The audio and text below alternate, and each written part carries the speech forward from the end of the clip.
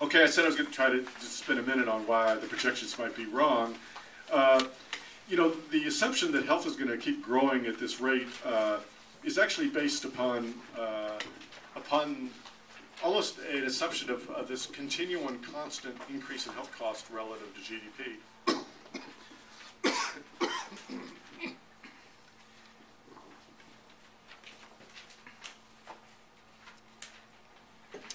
And the argument is, well, we've seen it before, so we're going to see it again. But the point I want to make to you as economists is that an assumption of a constant rate of health cost growth faster than the economy is not an assumption that's constant everywhere. It means a constantly and ever declining growth rate in the non-health budget.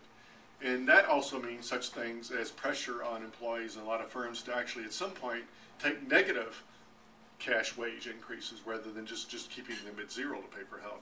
So I think there are a lot of pressures in the system that actually make us wonder whether this health cost growth can actually grow at this rate. The other thing, those projections, and I've been after, to the extent you have these people coming other times, I've been trying to figure out ways with the actuaries at CMS for a long time, is I really would love to see where this money is going, not just in terms of what we're buying, but who we're paying. I mean, is this even a realistic projection of the number of doctors and nurses and everything else that we're going to have in this system? So I think there's a case to be made that the health cost growth won't be that elaborate. The way we've solved the problem in the past in dealing with these pressures is, one thing is we allowed the number of uninsured people to grow, and then we've constantly come in and tried to add to SCHIP or Medicaid or something else to have government cover the costs. So those pressures were working themselves out in the market, not in ways we like. It was often, they weren't working most harshly on the people who needed health care the most, but they were working their way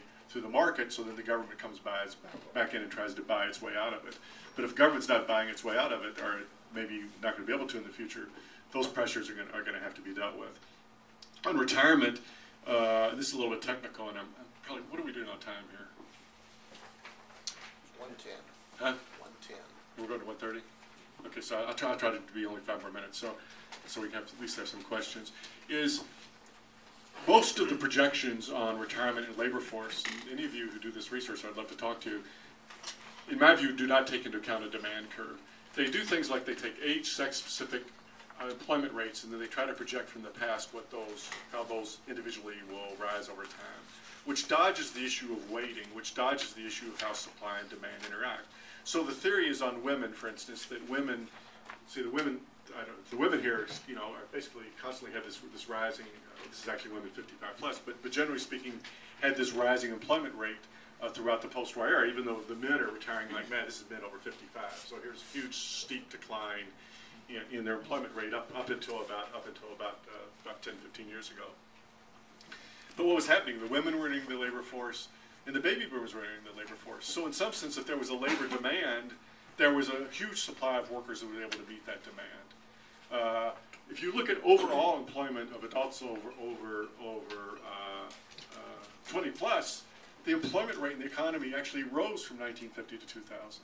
It didn't decline. This notion that we wanted more and more leisure would tell us we wouldn't be employed anymore.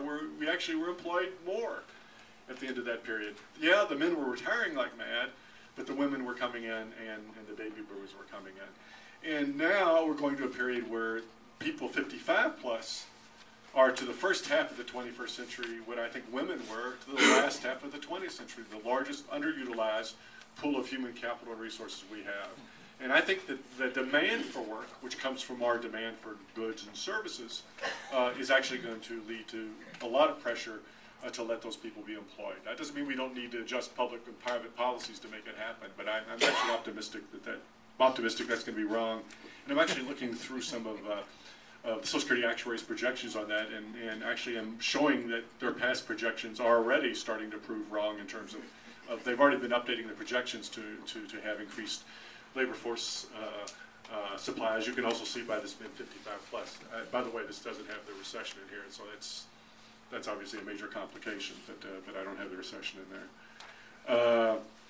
So I guess the final thing that I think I'm going to go through and just stop here is something that I developed, which I call an index of fiscal democracy. This goes to the the issue of how much of the budget is left after we take into account mandatory spending. So it's a pretty simple calculation. It's basically you calculate. Does anybody else need this pad to get around? Okay. You calculate the percent of the budget that's left after you take into percent of revenues that are left after you take into account mandatory spending and interest on the debt. And so for the first time in the entire nation's history, nothing was left in 2009. That is, revenues could not even cover what was mandated in the budget. So Congress did not even have to step in the door in 2009, and every dollar of revenue had already been spent in mandatory programs without a dime ever being allocated through appropriations or any other expenditure. And we get a little recovery if we get out of the recession, then we go right back down.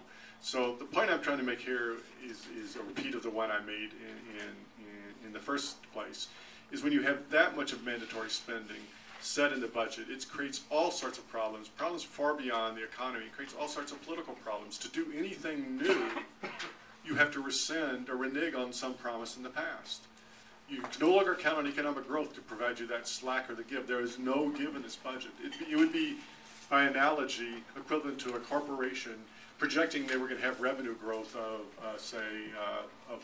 that the revenues would double over the next 20 years, and then signing contracts today with all their labor, all their suppliers, all their plant and equipment they wanted for what they're going to do 20 years from now. That's what government is now. It has signed all these contracts to people in terms of benefits and low taxes for how these revenues are going to be spent.